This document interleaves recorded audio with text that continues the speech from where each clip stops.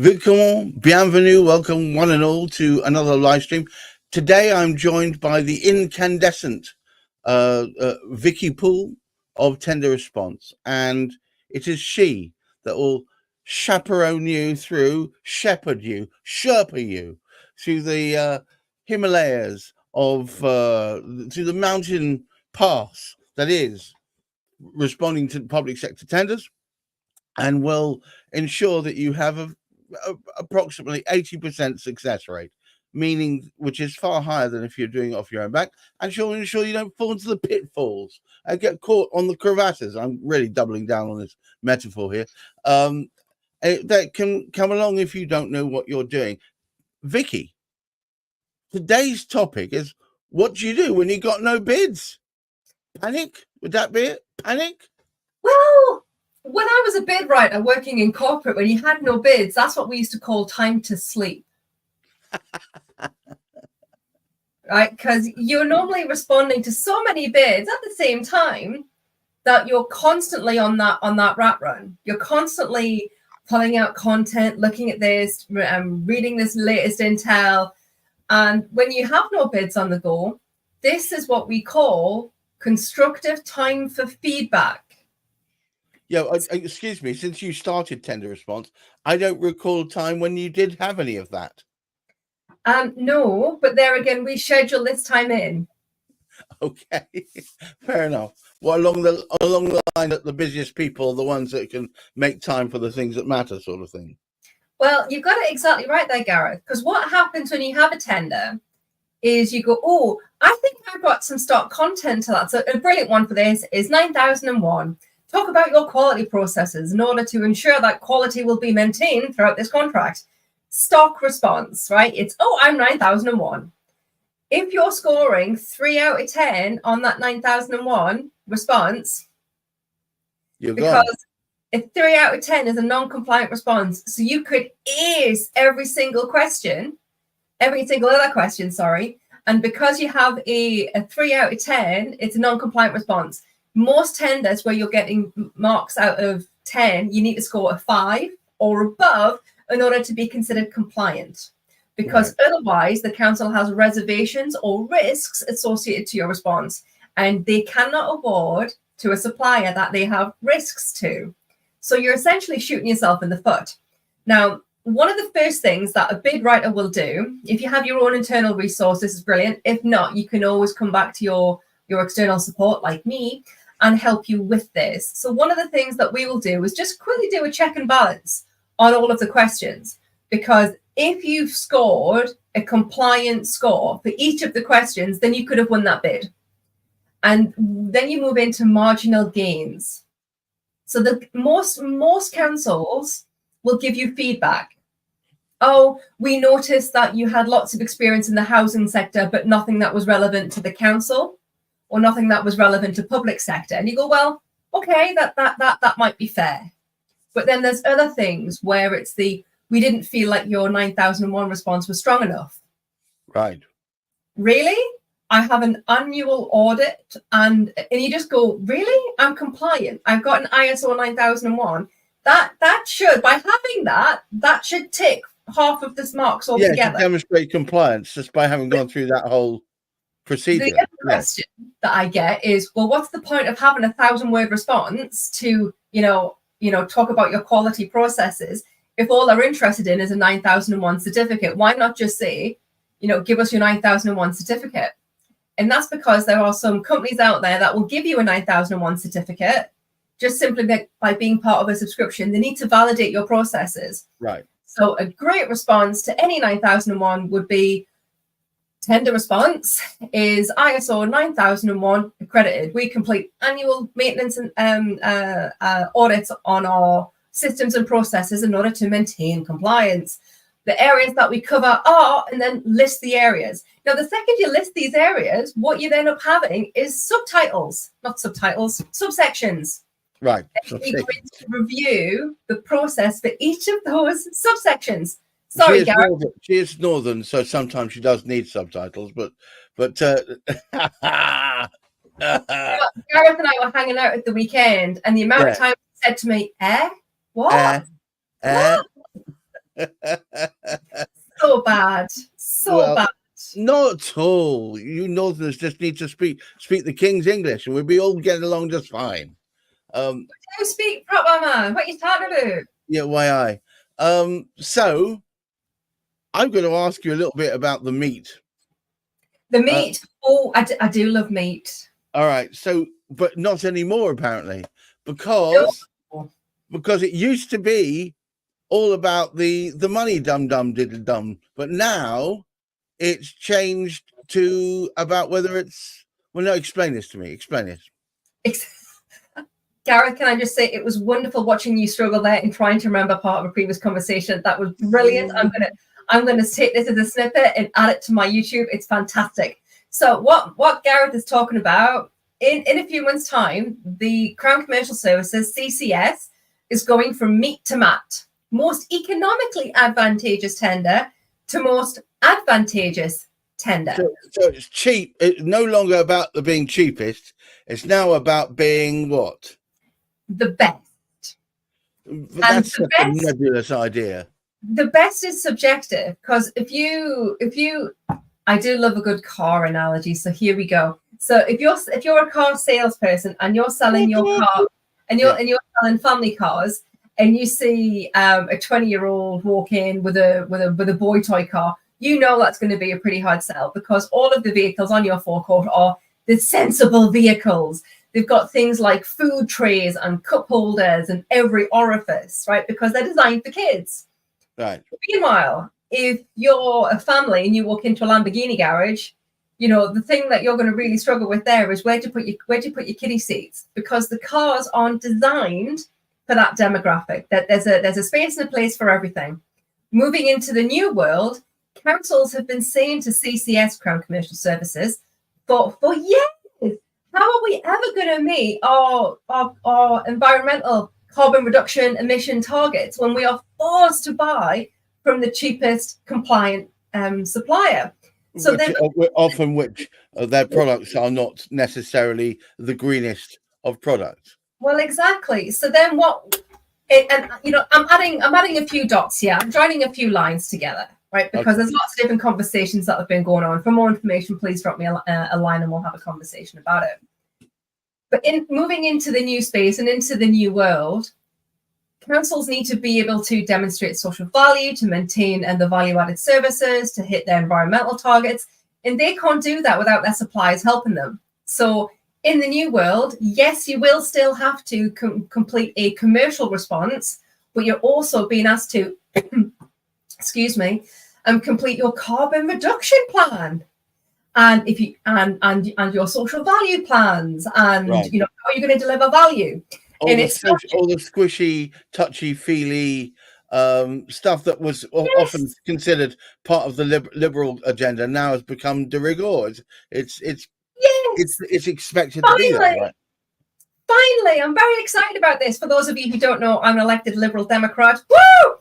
And not that you'd guess from the blues, but I should really be wearing orange. I don't think orange works well with your skin tone, frankly. Oh, thank you, Gareth. I really do appreciate your feedback. So when you're not working on bids and you have that downtime, you can look at your understanding your social value response. Right. Because instead of this being a tick box exercise that's equated to 1% of the overall score in the new world, and I'm seeing tenders like this now, it's 20%. 20%. So the social value scoring is now the same in some tenders as your project management delivery. Wow. So I know it's huge. So if that's not a wake-up call to organizations out there to think, well, actually, we probably need to do more than just donate £500 to a local rewilding project somewhere in the district. Sure. It needs like proper review. You have to do more than just buy a tree.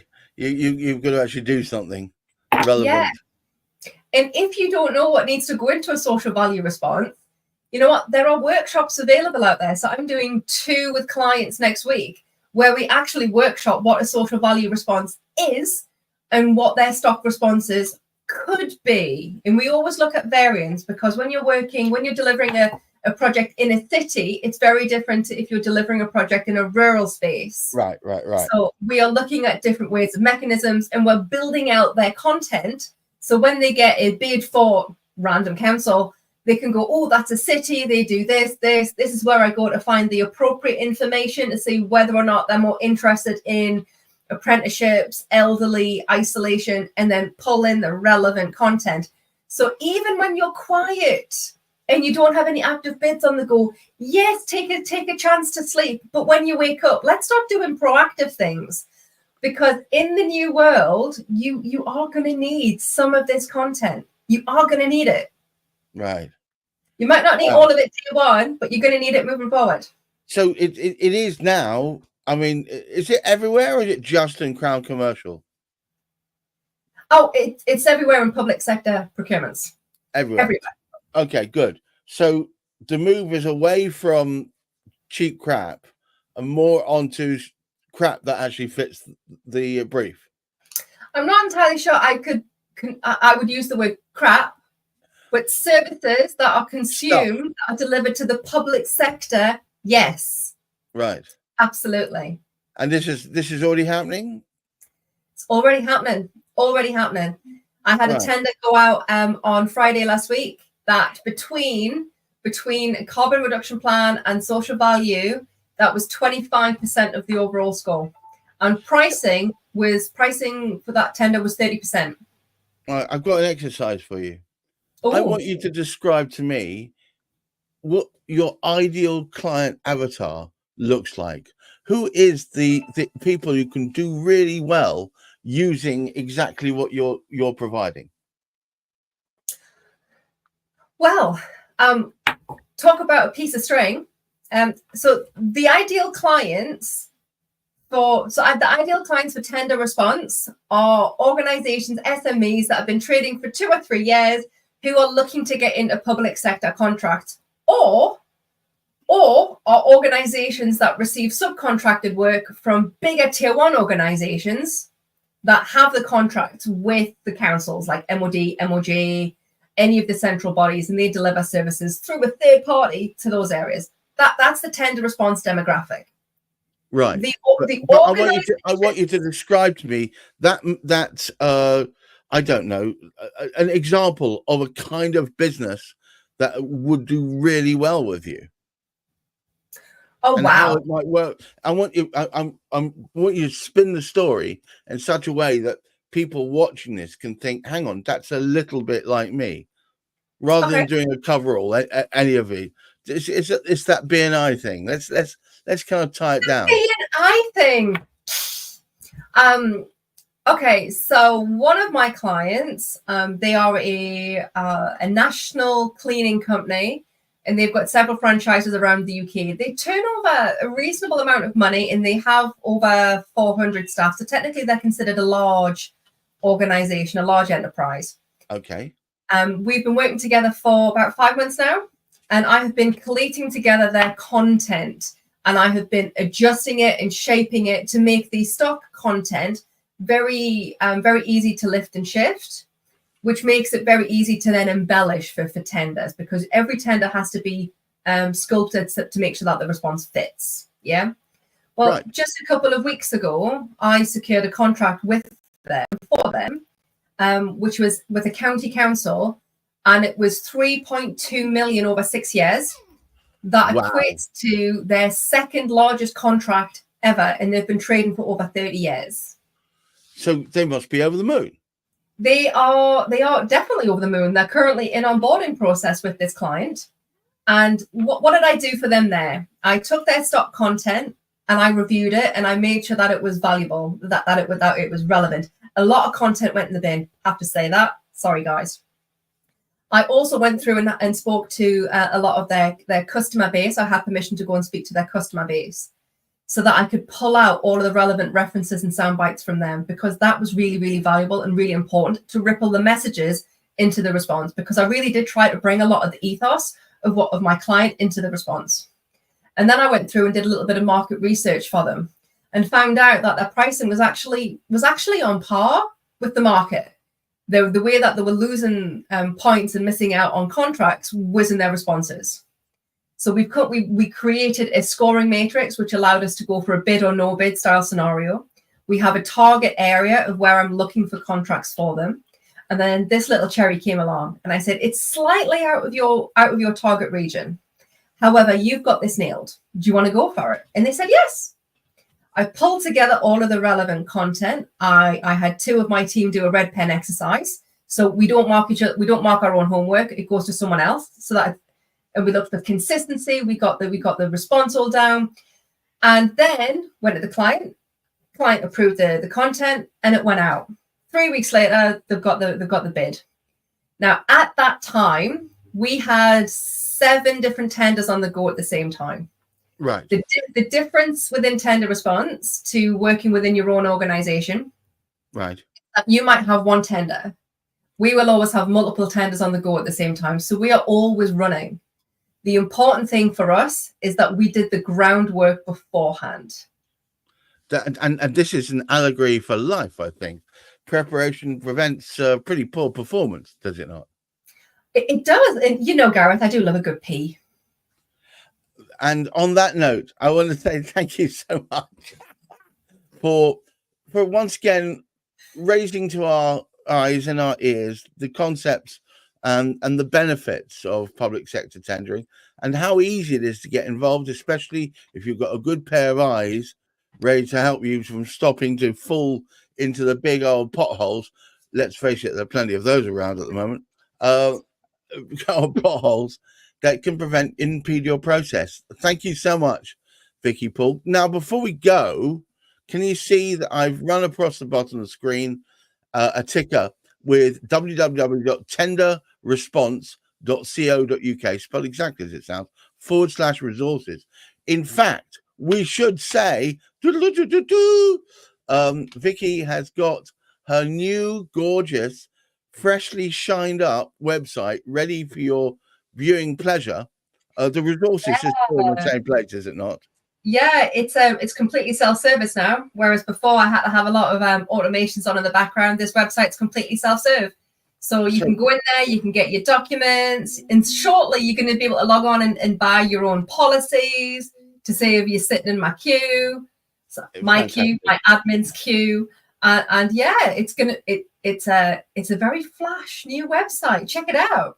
Please do. And also on top of that, I'm just going to bring your attention to the WhatsApp helpline.